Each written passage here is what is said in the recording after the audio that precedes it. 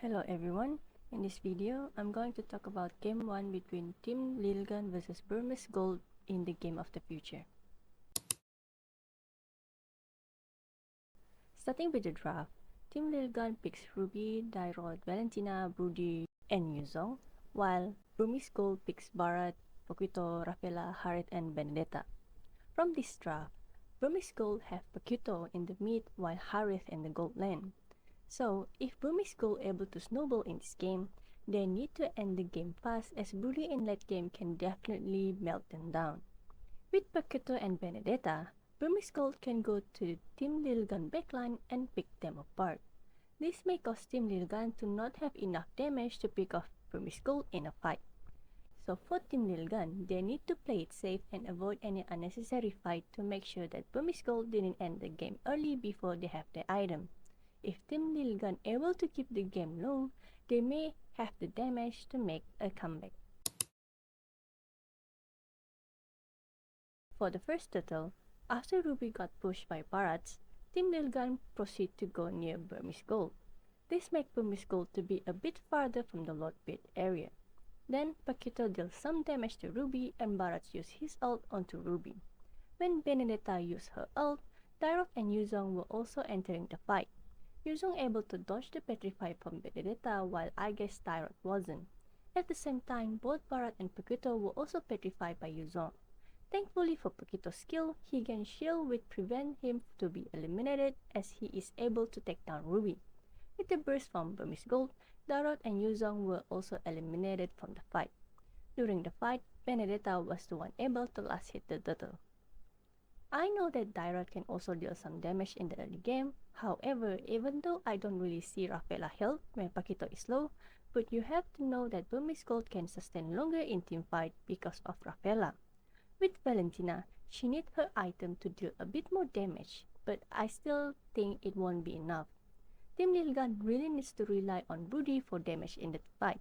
So I think Dairot shouldn't have entered the fight when Burmese Ghouls was retreating and he should just focus on taking the Lord instead. This will at least be a trade in the fight and they won't be that behind in terms of gold and levels. In this fight, Harith already opened his ult and pressuring Broody. With Harith burst damage, Broody was low. Then Bharat also joined the fight. Ruby managed to hook both Rafaela and Harith inside the tower range and caused them to lose half the HP. Bharat then pushed Dairot and Ruby to him with his skill. But since Harith was close to Broody, Harith managed to eliminate him. With the tower hitting on Rafaela, Rafaela was taken out. Bharat then used his ult on Dairot, where Paquito, who just arrived to the fight, able to finish him off. Valentina, who tried to help in the fight, couldn't do anything and she's the one being eliminated by Bharat and Paquito. So from this fight, Team Lilgun lost 3 heroes while Burmese Ghouls just lost their roamer Rafaela. Since Burmese Ghouls has a fighter in the middle lane, they don't have to rely on Benedetta to give extra damage in the early game. Benedetta can just proceed what she do best in the lane, while Paquito, acting like the mid laner, help pressuring the other lane. Since Broody was the one to be taken out, Team Lilgun already have no damage to win the team fight. So I think they should just continue on farming and let Ruby finish off the minions from their bottom tower so Burmese Ghouls won't have a bigger gold lead. Again, compared Valentina and Paquito damage, Paquito can deal way more damage than her. This makes it easier for Burmese Ghouls to eliminate Team Lilgun, especially when they stun. For the second turtle, Bharat able to start it without Team Lilgun interrupting. When Ruby go near the Lord Pit area, Bharat then ult her.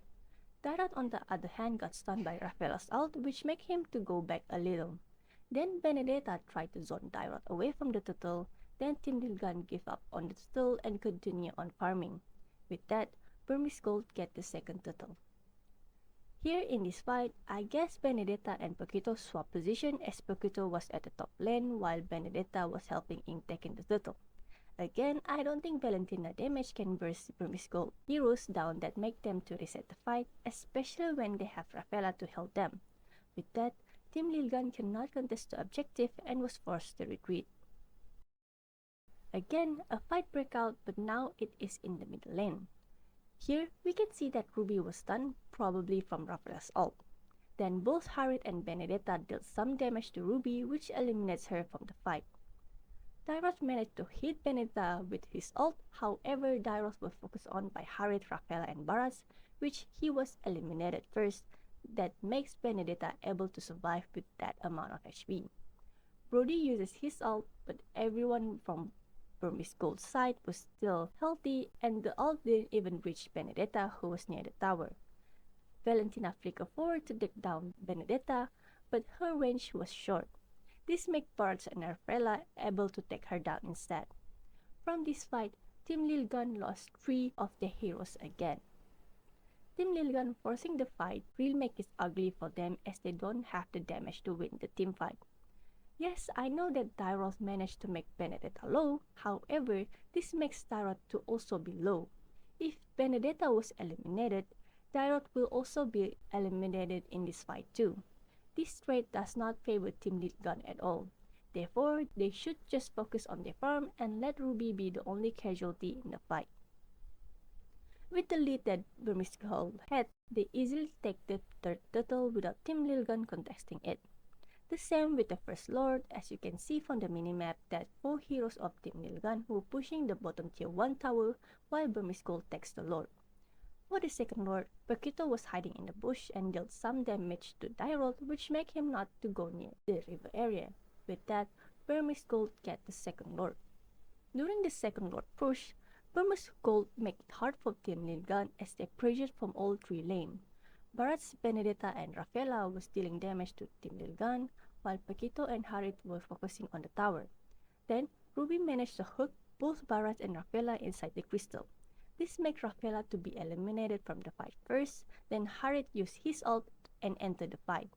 From the burst damage from Burmese Ghouls lineup, first Ruby was eliminated, then Dairos. Yuzong was low and was forced to go back to base to heal. Then Paquito dived the tower and eliminated Broody. Then Yuzong managed to pop Bar's Immortal, but then he was taken out by both Benedetta and Harriet. With that, Burmese Ghouls takes game 1. When Ruby managed to hook Barats and Rafaela, Dairos was inside their base healing.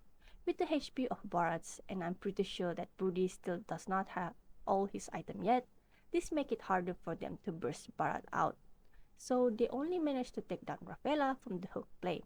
However, this play makes Burmese Ghouls to enter the fight, which obviously caused them to lose hero one by one as Ruby was the first one to be eliminated from Team Lilgun. Just like I said previously, Paquito and Benedetta make it easier for Burmese Ghouls to disturb the backline, thus Broody was eliminated inside the tower. With this, Team Lilgun cannot defend the crystal and they lost game 1. In this game, Valentina couldn't have an impact as she was laning against a fighter that have high burst damage in the early game. Not only that, there's not really a good ult for Valentina to steal in this game. Well, maybe Harris and Benedetta, but I'm not sure if Team Lilgun can put the ult to good use. As in this game, Team Lilgun couldn't sustain the damage coming from Burmese Ghouls lineup. In the early game, Broody was actually winning his lane, however, Burmese Ghouls keeps on ganking on him, which make it harder for Broody. Not only that, fights that involve Broody also does not make a difference as Broody cannot deal enough damage to make Burmese Ghouls frontline to be low. This makes Team Lilgun team fight to be so weak and Burmese Ghouls able to dive to Team Lilgun area without any fear as no one from Team Lilgun can take them down. I feel like Team Lilgun forced too many fights which led them to being eliminated again and again, which make Burmese Ghouls to have such a big lead and snowball their way to victory. So, that's all I've got to say in Game 1 between Team Lilgun vs Burmese Ghouls in the Game of the Future. Thank you for watching and have a good day.